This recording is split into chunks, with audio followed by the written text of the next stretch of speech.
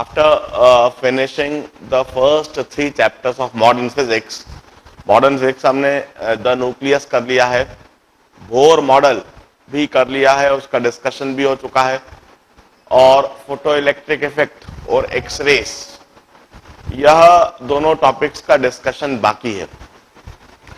The next in the last chapter of modern physics is solids and semiconductors. Let's make a decent pair. एक pair बनाते हैं हम. Physical chemistry का solid state हम वह पहले करते हैं, और फिर हम मॉडर्न फिजिक्स का सॉलिड्स एंड सेमीकंडक्टर्स. यह जो एक पेयर बनेगा, definitely this would save our precious time. Physical chemistry में सॉलिड स्टेट में हम यह समझेंगे कि किस तरह के क्रिस्टलाइन सॉलिड्स हैं और how they form a crystalline solid, उनका अरेंजमेंट, उनका स्ट्रक्चर किस तरह से होता है, और फिर उधर हम उनकी फिजिकल प्रॉपर्टीज को कंटिन्यू कर जाएंगे सॉलिड्स एंड सेमीकंडक्टर्स में. इन दैट मैनर हम फिजिकल केमिस्ट्री का भी एक चैप्टर तैयार कर लेंगे, और साथ में मॉडर्न फिजिक्स का ये जो last chapter solid and semiconductors, इसको कंटिन्यू करके इसको भी फिनिश करेंगे. सो लेट्स स्टार्ट. सॉलिड्स.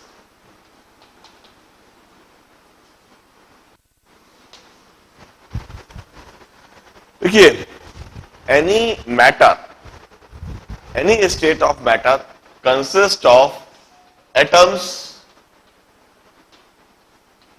ions और molecules. किसी भी मैटर में या तो एटम्स होते हैं, या आयंस होते हैं, या फिर मॉलिक्यूल्स होते हैं. फॉर एग्जाम्पल, यदि हम बात करें मर्क्यूरी की, mercury which is a liquid, it consists of mercury atoms. यदि हम बात करें गोल्ड या सिल्वर की, it's a solid, they consist of gold atom, silver atom. While if we talk about NaCl or CaCl, they consist of ions, sodium ion, chloride ion, cesium ion, chloride ion. They consist of ions. While if we talk about chlorine gas, bromine liquid or solid iodine, or if we talk about ice or water, it consists of molecules. Any state of matter consists of either atoms or ions or molecules. Now, we call them constituent particles. We call them constituent particles of matter.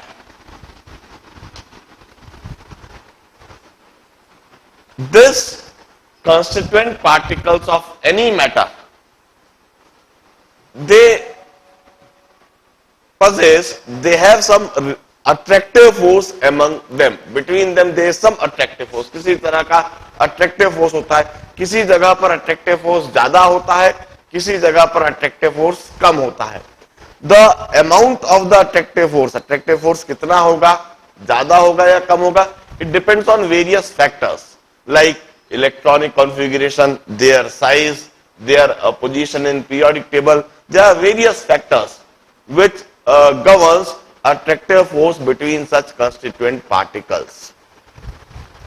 Depending on the size or the amount of attractive force, matter may exist in 3 physical states.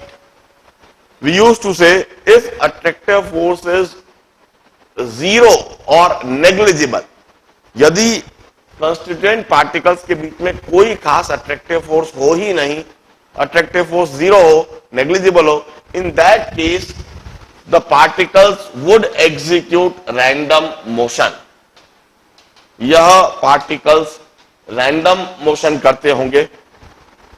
There won't be any shape, size, geometry of that matter. There won't be any fixed volume. The volume may increase, the volume may decrease, and such state of matter we call it gaseous state. We use to the fission condition for gaseous state is के बीच में कोई attractive force नहीं होगा. For example, all around us we have got oxygen and nitrogen. Oxygen molecules का आपस में एक दूसरे के साथ किसी तरह का कोई अट्रैक्टिव फोर्स नहीं।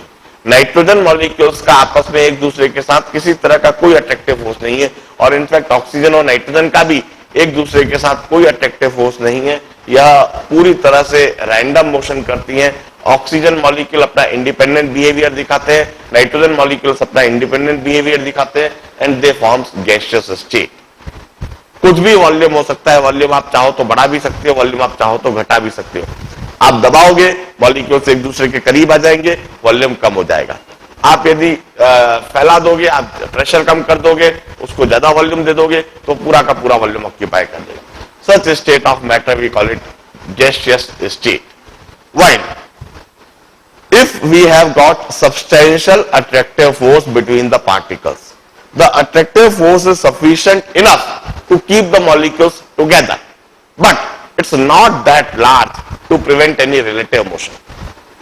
यदि constituent particles के बीच में attractive force है और वह attractive force इतना है कि वो particles को बांधे रखता है, एक दूसरे के करीब रखता है, वो particles को दूर नहीं जाने देता, मगर वो इतना भी नहीं है कि वो रिलेटिव मोशन को प्रिवेंट कर सके।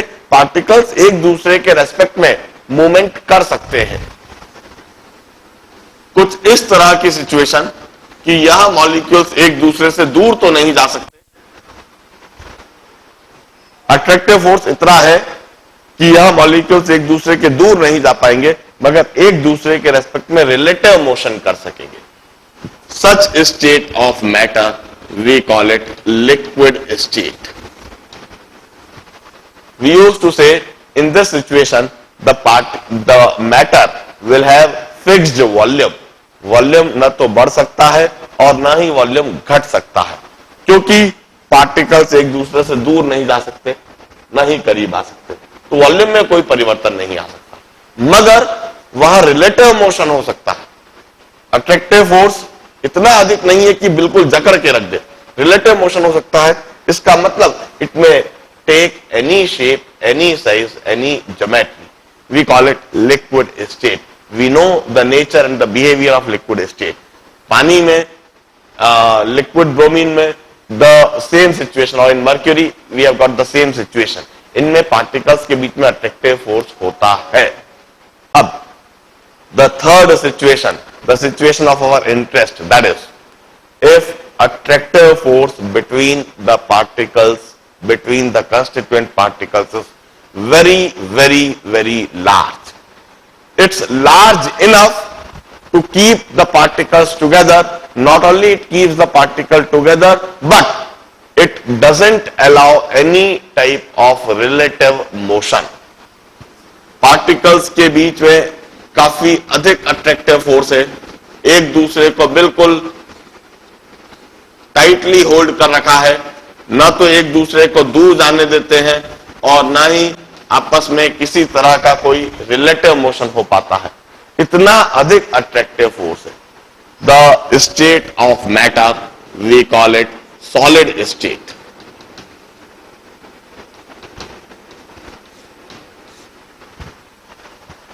The state of matter, we call it solid state. The matter will have fixed shape, fixed size, fixed geometry. Matter का shape, size, geometry बिल्कुल fix होगा. Not only shape, size and geometry, volume would be fixed. And the same state of matter is the topic of interest while studying this chapter. Gaseous के बारे में, इसका behavior हम detail में gaseous state में समझते हैं। लिक्विड स्टेट के बारे में हमने इसका बिहेवियर सॉल्यूशन चैप्टर में ऑलरेडी देख लिया है, ऑलरेडी है। हमने इसके वेपर प्रेशर वह सारी बातें सीखी है। हमने इसका boiling point, definite freezing point, यह सारी प्रॉपर्टीज हमने लिक्विड स्टेट के बारे में सीख ली है। अब इस समय इस जगह पर हमारा जो टोटल कंसर्न है that is about the solid state.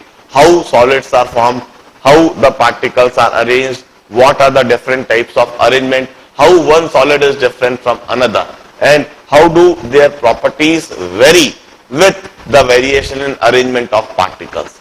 That is our concern while studying solid state. So let's start solid state. Now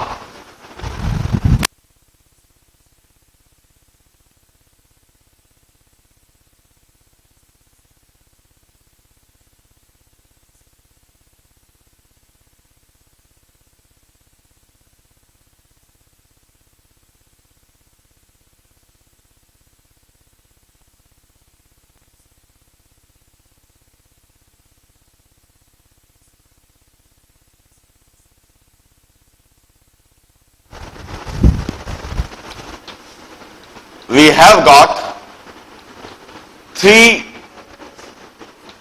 types of solid state. A solid state exists in three forms. We have got three types of solid state. The first is crystalline solid, the second is amorphous solid, and the third is supercooled liquids.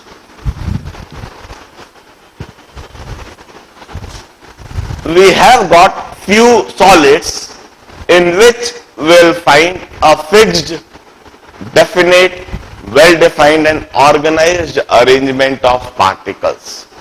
कुछ solids ऐसे होते हैं जिनमें particles का arrangement fixed होता है, well defined and it's very much organised. Such a solid we call them crystalline solid. In crystalline solid we have got fixed and organized arrangement of particles.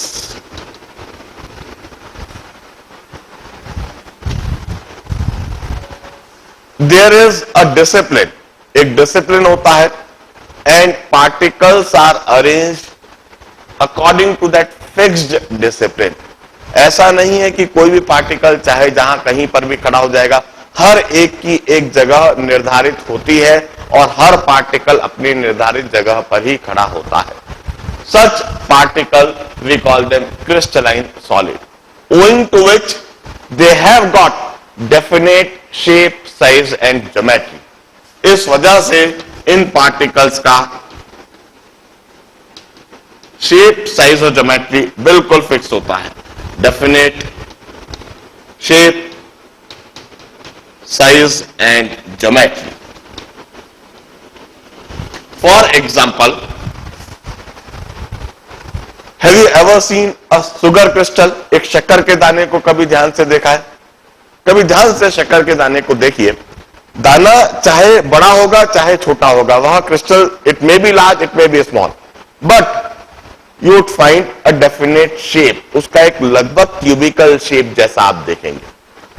उसमें हमेशा आप देखेंगे 6 रेक्टेंगुलर फेसेस दिखेंगे आपको और 8 vertices दिखेंगे. इस तरह का आपको एक शक्कर का दाना दिखेगा. वह हो सकता है बड़ा हो, वह हो सकता है छोटा हो, मगर लगभग इस तरह के क्यूबिकल शेप का दिखेगा.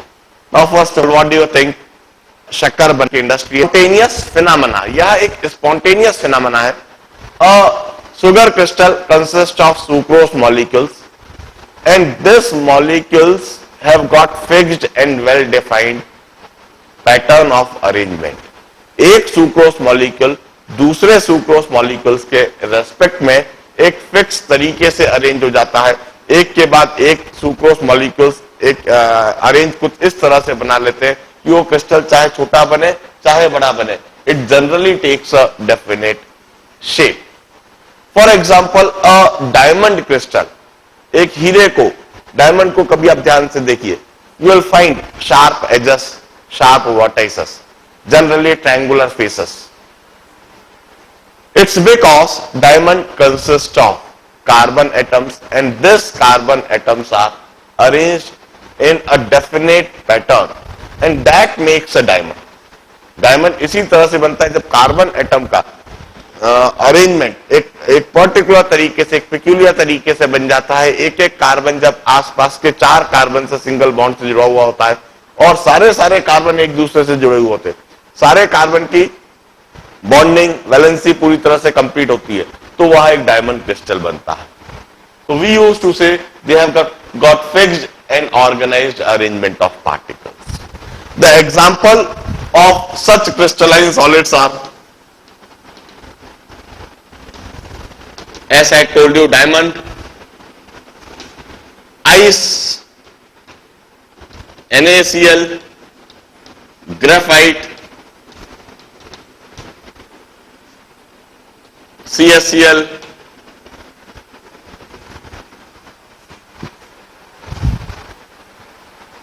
Diamond consists of a definite arrangement of carbon atom. Ice consists of a well-defined and organized arrangement of water molecules, while NaCl consists of a definite and organized arrangement of sodium and chloride ion. Graphite also consists of an organized arrangement of carbon atoms.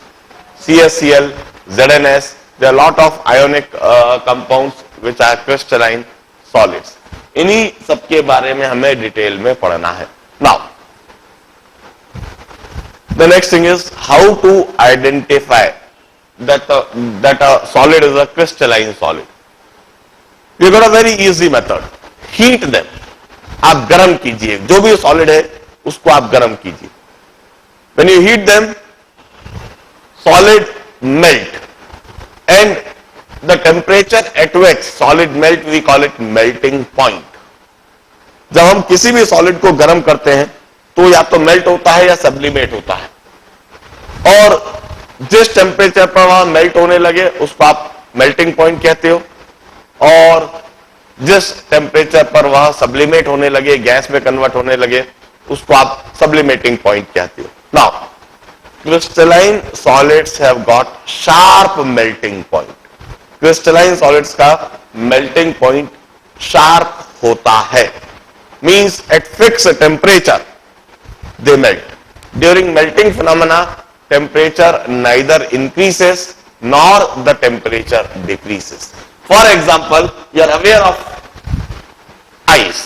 आप बर्फ के बारे में बहुत अच्छी तरह से जानते हो. 0 degree is that sharp temperature. ठीक 0 डिग्री सेंटीग्रेड पर आइस मेल्ट होना चालू होता है, और जब आइस मेल्ट होता है यह टेम्परेचर फिक्स हो जाता है. टेम्परेचर 0 डिग्री से सेंटीग्रेड से न बढ़ सकता है और टेम्परेचर 0 डिग्री सेंटीग्रेड से कम भी हो सकता.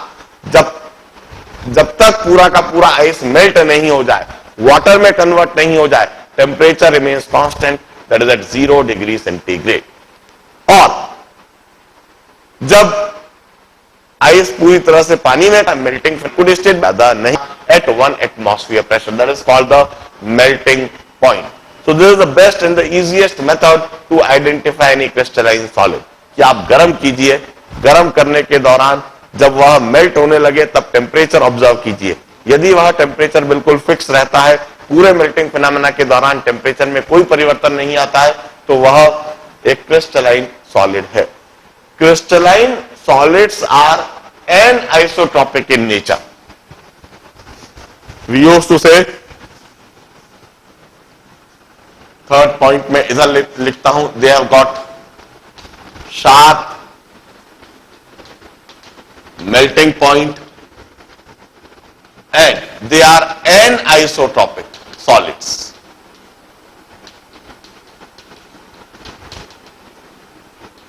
They are anisotropic solids. Now, what do you mean by anisotropic solids?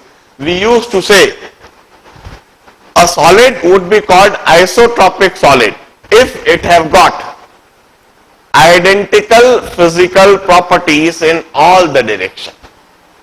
यदि किसी भी क्रिस्टलाइन सॉलिड की फिजिकल प्रॉपर्टीज सभी डायरेक्शन में आइडेंटिकल है, for example mechanical strength, for example metallic lustre, for example conductivity, electrical conductivity और thermal conductivity.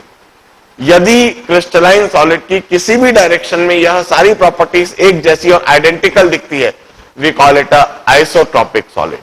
While a solid would be called anisotropic if it have got different physical properties along different direction. और crystalline solids anisotropic solids होते हैं. इसका मतलब crystalline solid में अलग अलग direction में फिजिकल प्रॉपर्टीज यदि हम ऑब्जर्व करेंगे तो वह अलग अलग ऑब्जर्व हो सकती है. फॉर एग्जाम्पल, यदि हम डायमंड की ही बात करें, डायमंड को किसी भी तरह से चाहे जैसे नहीं काटा जा सकता. डायमंड को काटने का एक स्पेशल तरीका होता है. उसकी मैकेनिकल स्ट्रेंथ अलग अलग डायरेक्शन में अलग अलग होती है. आप डायमंड को चाहे जो शेप नहीं दे सकते. डायमंड को क्या शेप दिया जाए, that is an art. That is an art. उसको सोचना पड़ता है कि इस तरह से ऐसे कट सकता है और इस तरह से डायमंड का शेप आ सकता है, और वह पूरी तरह से हम उसकी मैकेनिकल स्ट्रेंथ देखकर ही बता पाएंगे। वी यूज टू से it have got different physical properties in different direction. For example if I discuss about this chalk, इस चॉक की बात करूं, इस चॉक को मैं चाहे जैसे नहीं तोड़ सकता, मैं ऐसे तोड़ना चाहूंगा अलोंग द लेंथ, आसानी से टूट जाएगा, मगर मैं ऐसे बीच में से तोड़ना चाहूंगा तो यह नहीं टूटेगा। We use to say they may have different metallic luster, different conductivity along different direction. Not necessary always. They may have different properties. Hence, crystalline solid we call them anisotropic solids. वहीं पर यदि हम बात करें amorphous solid की,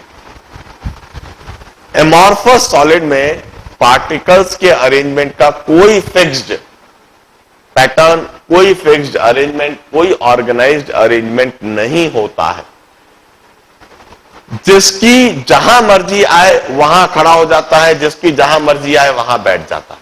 there is no discipline, there is no rule, no definite arrangement. Such solid we call them amorphous solid. It's random arrangement of particles.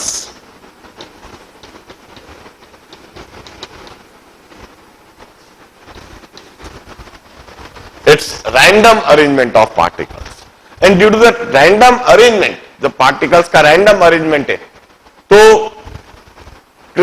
Solid का कुछ भी शेप हो सकता है, कुछ भी साइज हो सकता है, कुछ भी ज्योमेट्री हो सकती है। They may take any shape, any size, any geometry, they may take any geometry. The examples are silicate glass, कांच, सिलिका मिट्टी, alum, they are amorphous solid. कांच का कुछ भी शेप हो सकता है, आप जो चाहो वो शेप दे सकती है। Silicate glass,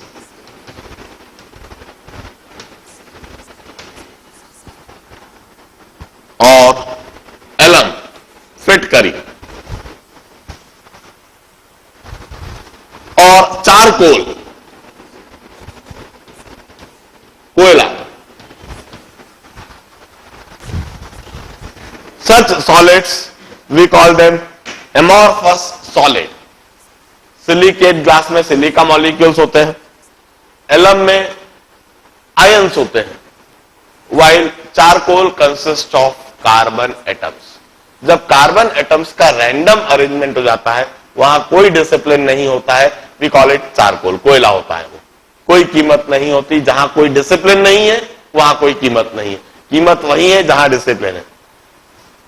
Charcoal is an example of that. Alum like potash alum, K2SO4, Al2SO4 whole thrice 24H2O. इसमें पार्टिकल्स का, मॉलिक्यूल्स का कोई फिक्स्ड या वेल डिफाइंड अरेंजमेंट नहीं है। और silicate glass, we use to say they do not have sharp melting point, इनका melting point sharp नहीं होता है।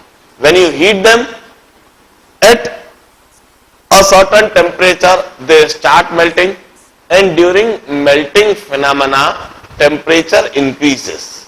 Instead of sharp melting point, they melt over a temperature range. एक temperature range में इनका मेल्टिंग फिनोमेना चलता है। आप टेम्परेचर बढ़ाते जाओगे, मेल्टिंग होते जाएगा। ये कहो कि मेल्टिंग जैसे जैसे होते जाएगा, आपको टेम्परेचर बढ़ाने की आवश्यकता पड़ेगी। So you may identify them, you may differentiate them from crystalline solid by observing their melting point.